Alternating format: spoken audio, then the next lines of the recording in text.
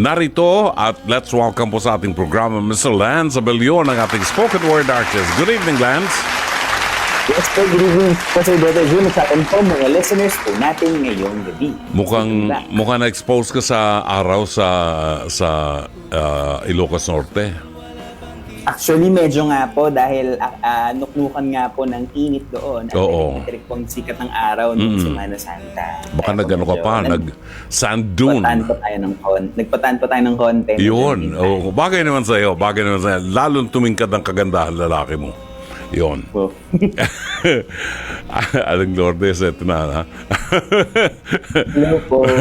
Ano ang ating inihanda ngayon, Lance, na special na isinulat mo para sa iyong mga fans? Okay, so dahil po nawala po ako ng 2 linggo, ay nakapagsulat po ako ng tula from Ilocos, no? So sinulat ko po ito habang ako, yung kasagsagan po mismo ng birthday ko, sinulat ko po ang tulang ito. Sabado de Gloria. Apo, yes. Di ba? O, ano yan? Ilocano ang sulat mo? Ilocana o? Ay, hindi po. Filipino naman po. Filipino Okay. naman. Akala ko Ilocano kasi nandun ka sa sa Ilocos di ba? Pero marunong ka mag-Ilocana o? One Makasalita, bit. Makaawat, akmet. May marunong ka magluto ng pinakbot. Ay, opo naman po, syempre. Isan yung diningding, Pangasinan yata yun? Pangasinan yata. Opo. Niluluto din po siya sa Ilocos actually, sa I see. Batangas. Okay. Bago tayo magkagutuman, pakinggan natin yung ginawa ni Lance Abellion na iaalay niya sa kanyang mga fans ngayon. Go ahead, Lance. Ang pamagat po ng tulang ito ay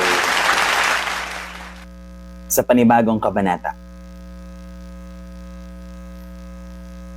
Sa panibagong kabanata, papasukin ng mga paparating pang mga danas na magpapayaman sa pag-iral. Marahil may pagkakataong makararamdam ka ng pagkamuhi sa sarili sa mga pagkakamali at mababatid ang sariling hangganan at kahinaan. Marahil hindi mauunawaan agaran ng pagdaong ng mga ito sa iyong kandungan. Tatanungin ang hangin kung para ba saan palili pa rin ang mga pagdududa. Subalit sa dulo ay matututunang magtiwala.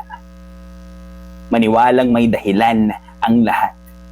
Magtiwalang ang sarili ay mas mapapatibay sa pag-amin ng pagkukulang at pagpapahintulot na maturuhan kang muling sumilay sa pag-asa at simula na parating dala ng buhay. Sa panibagong kabanata, ipalagay mong ito ay isang panibagong pagkakataon para makatagpo kang muli ng mga dahilan para mas maging ikaw, para mas maging buo. At sa pangunawa at pag-ibig ay muli kang mapuno. Magandang gabi po sa inyong lahat. Wow! Maigsi lang siya pero malalim, may hamon. May hamon. Opo. Ganun. Actually po kasi Brother June, normally po kasi ang trademark ko po bilang isang makata, bilang isang manunulat ay I wanted to make everything short but sweet. So, yun po short and sweet. Oo. I love you, honey. Mwah. I love you to din po kung sino man po yan. Okay. Bigyan natin pagkakataon bumati si Lance sa mga fans niya na matagal na may siya ng dahil na tumaon tayo sa di ba? Holy Week, Holy Week. Pagkatapos, matagal-tagal din yun. Matagal-tagal din. Tawag dito?